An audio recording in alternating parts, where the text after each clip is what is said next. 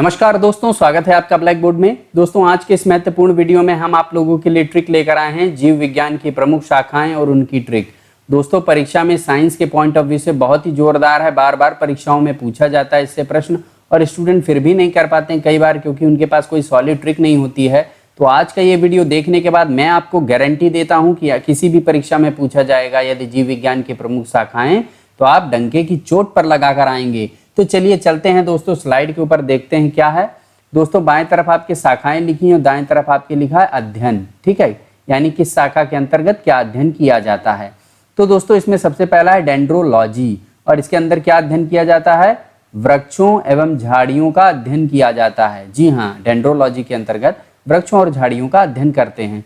तो इसकी क्या ट्रिक होगी? बहुत सिंपल है दोस्तों। डेंड्रो को आप क्या समझिए? डंडो, डंडो, डेंडो, डंडो, ऐसे ही हुआ ना। और डंडे कहाँ से हमें मिलते हैं दोस्तों?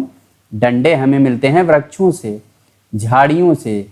डंडे हमें कहाँ से मिलते हैं? वृक्षों और झाड़ियों से। तो जैसे ही डेंड्रोलॉजी आए, आपके दिमाग में तुरंत आएगा डंडो, और डंडे कहाँ से मिलते हैं? वृक्ष और झाड़ियों से। तो यही आंसर आप टिक करोगे। नेक्स्ट देखते हैं दोस्तों, सेरोलॉजी। सेरोलॉजी, और सेरोलॉजी के अंतर्गत क्या अध्ययन करते हैं? छिपकलियों का अध्ययन करते हैं। किसका अध्ययन करते हैं? छिपकलियों का। तो कैसे याद करेंगे? क्या ट्रिक होगी? सेरोलॉजी यानी कि सिर, सेरोलॉजी सिर, और सिर पे गिरती क्या है? सिर पे छिपकली का गिरना अशुभ माना जाता है भाई मेरे। जब सिर के ऊपर आपके छिपकली गिरती है तो इसे लोग अशुभ मानते हैं, बहुत बुरा लगता है कि यार मेरे सिर पे छिपकली गिर गई, ये तो बड़ा अशुभ हुआ। तो बस सेरोलॉजी यानी सिर पे गिरी छिपकली तो अशुभ है। नेक्स्ट लेते हैं दोस्तों, एंटमोलॉजी। एंटमोलॉजी, और इसके अंतर्गत क्या अध्ययन करते हैं? कीटों का अध्ययन करते हैं। कैसे तैयार करेंगे दोस्तों?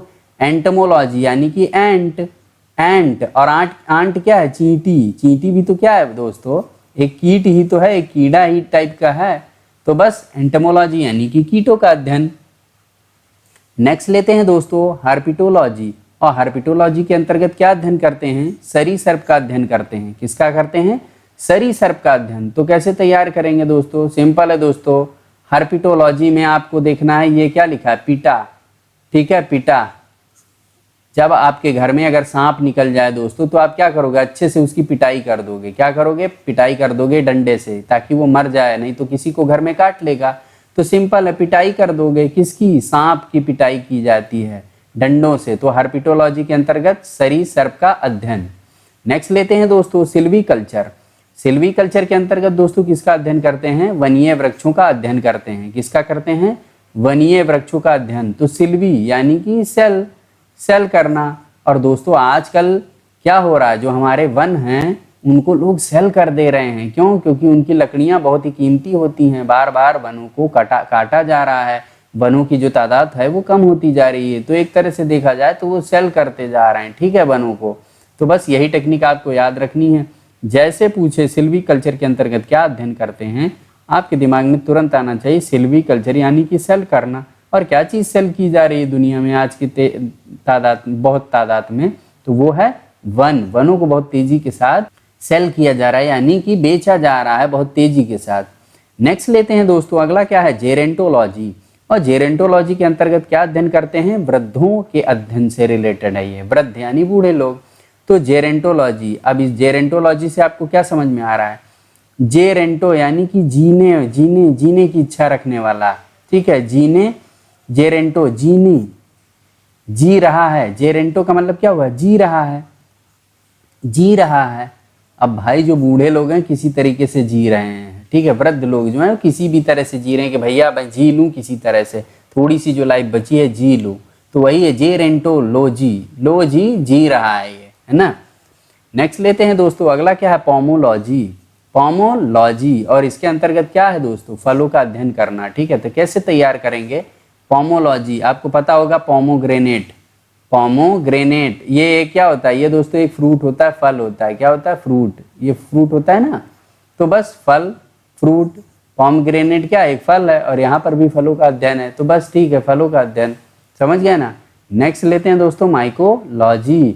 और माइकोलॉजी के अंदर किसका अध्ययन करते हैं हम? कवकों का अध्ययन करते हैं। कैसे तैयार होगा? सिंपल है दोस्तों। माइकोलॉजी में आपको क्या पकड़ना है? माइक। आपको पता है माइक कैसा रहता है? ऐसे रहता है, भूपा जैसा। यहाँ से आवाज़ आती कुछ जोर जोर से। तो इसमें क्या करते हैं लोग? जो नेता लोग होते हैं क्या कुछ भी बकते रहते हैं, कबक, कबक क्या है, कबक, कुछ भी बकते रहते हैं, कबक, कबक है ना, तो कबक कुछ भी बक दो माइक से, यही चीज है भाई साहब। जो नेता हैं, जो बड़े बड़े पॉलिटिशियन हैं, वो कुछ भी बकते रहते हैं माइकोलॉजी किससे, माइक लगा के। तो माइक लगा के आप कुछ भी बको, कोई फर्क नहीं पड़ता। तो माइकोलॉजी जहां भी आए आपके दिमाग में आना चाहिए, माइकोलॉजी यानी कि माइक से रिलेटेड है और माइक में आप कुछ भी बको। बस दोस्तों यही ट्रिक आपको तैयार रहेगी, मैं आपको गारंटी देता हूँ। इस तरीके से आपके दिमाग में ये चीज़ें परमानेंट मेमोरी में सेटल हो जाएंगी, आपको एग्जाम में दिक्कत नहीं होगी। ठीक है, नेक्स्ट लेते हैं दोस्तों पीसी कल्चर। और पीसी कल्चर का दोस्तों क्या है, मत्स्य पालन का अध्ययन करना। तो कैसे तैयार होगा पीसी कल्चर दोस्तों, पीसी पीसी आप 2-4 बोलोगे तो ये लगेगा fishy culture, fishy, PC PC PC PC fishy, है ना, सिंपल एक जैसा नाम है। तो फिशी, फिश माने मछली, और यहाँ पर भी है मत्स्य पालन। ठीक है, तो ये तैयार हो गया। चलिए नेक्स्ट लेते हैं, अगला क्या, फाइकोलॉजी, फाइकोलॉजी। और ये किससे है दोस्तों, शैवालों का अध्ययन से। कैसे तैयार होगा दोस्तों, बहुत सिंपल है दोस्तों। इसमें फाइकोलॉजी में आपको फाई पकड़ना है। क्या पकड़ना है, फाई। आपको पता होगा हाई फाई हम लोग अक्सर बोलते हैं ना, तो बस वही समझ लो, हाई फाई। ठीक है, हाई फाई, ठीक है, यही हुआ ना, हाई फाई, फाइकोलॉजी में फाई आ गया तो हाई फाई। तो ये जो हाई फाई लोग होते हैं क्या खाते हैं, सेब खाते हैं। क्या खाते हैं, सेब।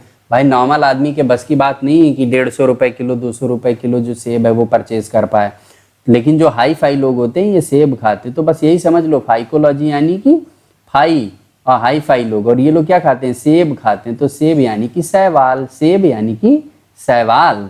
नेक्स्ट लेते हैं दोस्तों सेरीकल्चर, सेरीकल्चर। सेरीकल्चर क्या है दोस्तों, रेशम कीट पालन से इसका मिलान होता है, यानी कि सेरीकल्चर के अंतर्गत हम रेशम कीट का पालन करते हैं। तो कैसे तैयार होगा दोस्तों, सिंपल है दोस्तों, सेरी में आपको उल्टा पढ़ना है।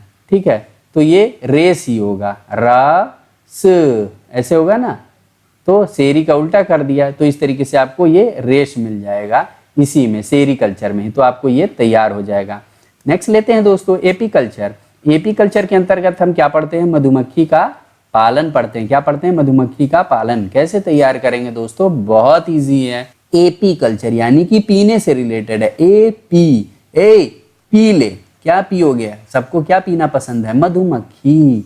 मधुमक्खी का जो शहद है ना दोस्तों, वो सभी को पीना पसंद है। तो बस एपीकल्चर के अंतर्गत मधुमक्खियों का पालन करते हैं। ठीक है, यहाँ पर आ रहा है एपी यानी कि पीने की बात कर रहा है। ठीक है, चलिए नेक्स्ट देखते हैं दोस्तों, ऑर्निथोलॉजी के अंतर्गत क्या अध्ययन करते हैं, पक्षियों का अध्ययन करते हैं। कैसे तैयार करेंगे, ऑर्निथो, मोर्निथो, ऑर्निथो, मोर्निथो, ऐसे बस याद कर लो। ऑर्निथो यानी मोर्निथो, तो मोरनी क्या है दोस्तों, ये भी तो एक पक्षी है, तो बस पक्षियों का अध्ययन करते हैं। ठीक है, नेक्स्ट लेते हैं दोस्तों ओफियोलॉजी।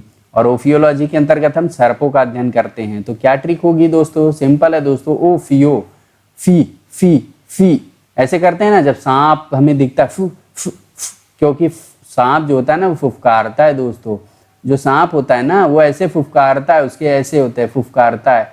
तो यहाँ से फुफकारेगा तो क्या करेगा, फू फू करेगा। ठीक है, क्या करेगा, फी फी करेगा, ऐसे फी फी। तो ओफियो, ठीक है, यही हो गया ओफियो। ओफियो में सर्पों का अध्ययन। नेक्स्ट लेते हैं दोस्तों एंथोलॉजी। एंथोलॉजी के अंतर्गत हम पुष्पों का अध्ययन करते हैं। तो कैसे तैयार करेंगे दोस्तों, बहुत ही सिंपल है। एंथोलॉजी आपको पता होगा, अगर थोड़ी सी बायोलॉजी पढ़ी होगी आप सभी ने, तो यहाँ पर एंथर होता है। ठीक है, ऐसे होता है, यहाँ पर एंथर होता है, हर फूल में होता है। ठीक है, इसी के द्वारा परागण होता है, परागण की क्रिया होती है, यहाँ पर एंथर होता है।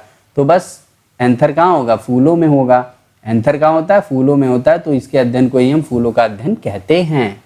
चलिए नेक्स्ट देखते हैं दोस्तों बैक्टीरियोलॉजी। तो ये जीवाणुओं से अध्ययन है, ये सभी को पता है। माइक्रोबायोलॉजी ये सूक्ष्म जीव विज्ञान का अध्ययन है। कार्डियोलॉजी ये हृदय का है, सभी को पता है, क्योंकि कार्डियो का मतलब ही होता है हृदय। ठीक है, नेक्स्ट देखते हैं दोस्तों इकोलॉजी। ये भी है, पौधों और पर्यावरण से संबंधित है। पेडोलॉजी तो ये है, किससे है दोस्तों, मिट्टी के अध्ययन से। इसकी ट्रिक मैं आपको बता देता हूँ। पेडोलॉजी यानी कि पेडो यानी पेड़ समझ लो, पेड़।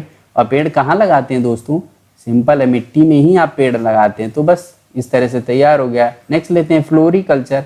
ये किससे रिलेटेड है, फूलों की खेती से रिलेटेड है। नेक्स्ट लेते हैं दोस्तों ओलरीकल्चर।